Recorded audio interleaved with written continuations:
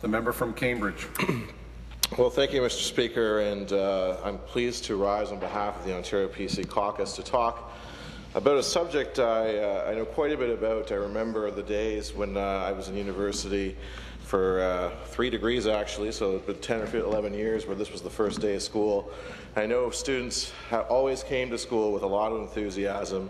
They were excited to start their new classes. They were excited to start their learning. And they're excited to see their peers, their colleagues, and do what I think a lot of people want, which is not only to learn inside the classroom, but also to learn outside the classroom. And I know, Mr. Speaker, I have a connection to the campus that was in your riding, actually, Wilfrid Laurier's University's Brantford campus, which was the final appointment that I had prior to entering politics. So I know it's a pretty important time of year in your riding as well, Mr. Speaker. I'm very pleased to discuss this issue with members of this legislature. I know students are very concerned always about the accessibility and affordability of their education, and it's something that we in the Ontario PC caucus care deeply about as well. And in addition to, I think, the discussions that have been had with respect to, and I know all members of this legislature have received commentary on the Ontario tuition grant. What I want to point out is that I think a lot of students feel a little bit uneasy about what's transpired, because during the election of 2011, we heard that this Ontario tuition grant, a 30% off grant, was going to apply to all students. And in reality, 3 in 5 students in the province of Ontario aren't getting this Ontario tuition grant. Wow. 3 in 5 students. And this was a policy that was designed to apply to all students. In fact, on September 5th, there was an email issued by the Ontario Liberal Party that said, in subject line, all students can go back to post-secondary education.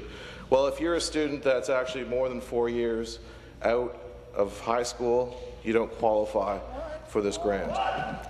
If you're a part-time student in the province of Ontario, you don't qualify for this grant.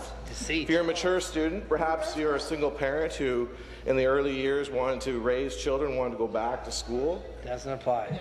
You don't qualify for this grant, Mr. Speaker.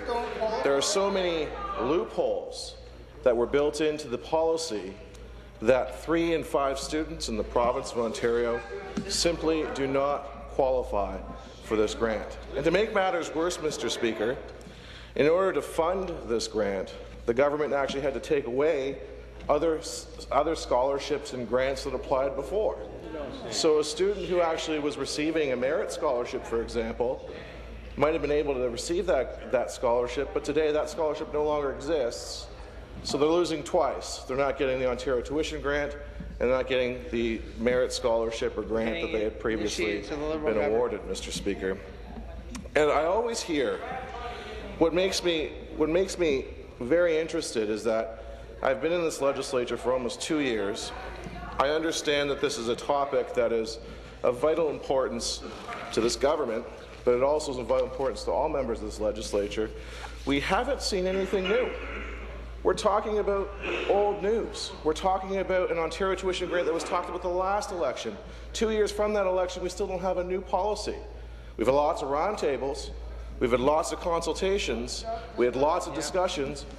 Well, conversations, that's the word, the conversations. We had lots of conversations, but we've had very little action in terms of what we can do to better, to have more people go to school, to be able to afford it better. There's been not one cost-cutting measure that could be implemented.